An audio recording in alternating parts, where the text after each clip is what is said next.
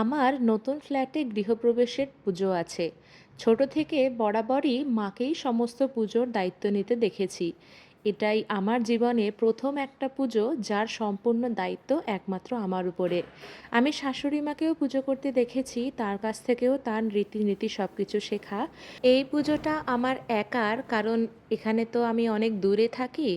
তাই এই মুহূর্তে মা বাবা বা কারোর পক্ষেই আসা সম্ভব হয়ে ওঠেনি।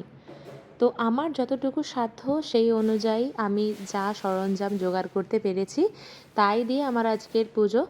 বাড়িতে অনেক কাঁসা পিতলের ভালো ভালো ঘটি, ভালো ভালো জিনিস রয়েছে, সেগুলো এখানে নেই, তো তাই আমি দোকান থেকেই কিনে নিয়ে এসেছি, যতটা আমাদের গাইড করেছেন আমাদের পুরোহিত মশাই।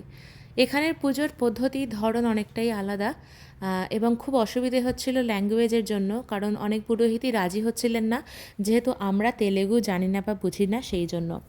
কিছু প্লাস্টিকের ফুল অর্ডার করেছিলাম তোরানের মতো দরজায় লাগাবো বলে, আর আমার সেই চিরাচরিত আলপনা যা মাকে বরাবর আঁকতে দেখেছি প্রতিটা পুজোয়।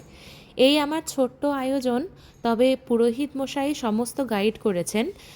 এখানে একটা অসুবিধা হচ্ছিল, উনি মন্ত্র পড়ার পর যে জিনিসগুলো চাইছিলেন বা যা করতে হবে বলছিলেন সেটা তেলেগুতে বলছিলেন, যেগুলো ল্যাঙ্গুয়েজে আমাদের একটু অসুবিধে হচ্ছিল।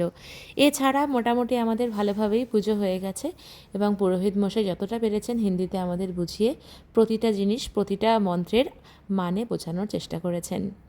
এভাবেই আমাদের নতুন ফ্ল্যাটের প্রথম দিনটা কাটলো। এরপরে সাজানোর পালা, অনেক কিছুই সাজানোর ইচ্ছে আছে। কাঁচের জিনিস কেনার ভয় পাচ্ছি, কারণ ছেলে আমার খুব ছোট, একটু এপাশ থেকে ওপাশ হলেই ভেঙে ফেলার সম্ভাবনা। এছাড়াও আমার অনেক জিনিস বাড়িতে রয়েছে যেগুলো আমাকে ঘরে আবার রাখতেও হবে। সবই তোমাদের একটু একটু করে দেখাবো, সঙ্গে থেকো, ভালো থেকো, টাটা।